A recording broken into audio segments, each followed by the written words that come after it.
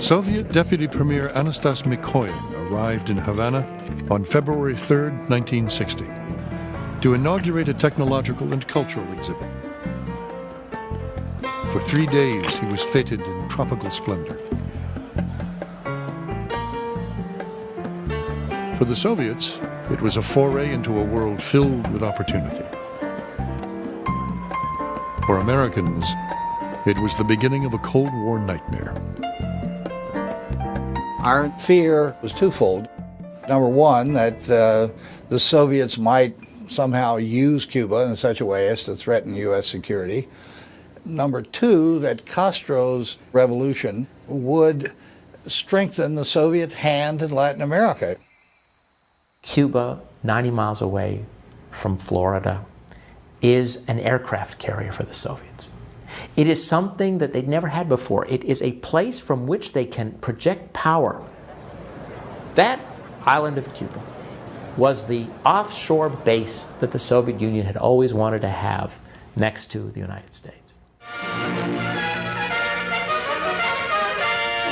Crisis in Cuba. Anti-Castro leaflets are scattered over the city by a plane based in the United States and reportedly flown by Castro's former Air Force chief. The United States gets much of the blame for the rising... For some time now, relations between the United States and Cuba had deteriorated as Castro fanned the flames of Cuban nationalism, playing up a history of American domination. The American government would send in its ambassador, Philip Bonsall, to say, look, we understand American enterprises are overrepresented here.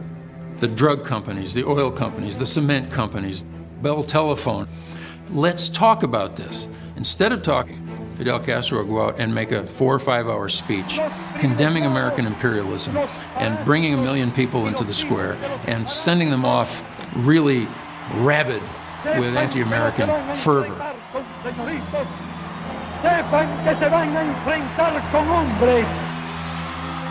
At some point in February, March of 1959, Fidel Castro had come to the decision that there could not be a revolution in Cuba, that he could not build the Cuba that he wanted unless he extirpated the United States from Cuba. And at that point, there was very little the U.S. government could do to shake that conviction. At the end of Mikoyan's visit, Castro signed an agreement with the Soviet Union that would seal the fate of Cuba-U.S. relations. The Soviets would provide oil in exchange for Cuban sugar.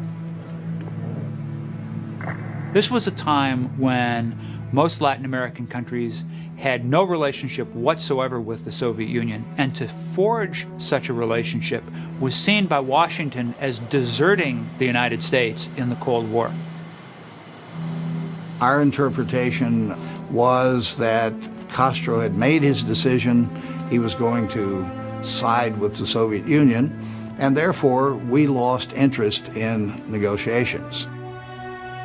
And in March of 1960, President Eisenhower signed the finding which authorized the CIA to begin actions to get rid of the Castro regime. In June, the first major shipment of Soviet crude oil arrived. Castro requested that American oil companies in Cuba refine 1 million barrels of the Soviet crude. They refused. On June 29th, the Cuban government nationalized the oil companies. 4 days later, the U.S. government threatened to cut back on Cuban sugar imports. Castro authorized the expropriation of all U.S. property. ¿Cuál era la alternativa del gobierno revolucionario? Traicionar al pueblo. Y no lo serías con toda seguridad si en vez de ser nosotros leales a nuestro pueblo, hubiésemos sido leales a los grandes monopolios norteamericanos que explotaban la economía de nuestro país.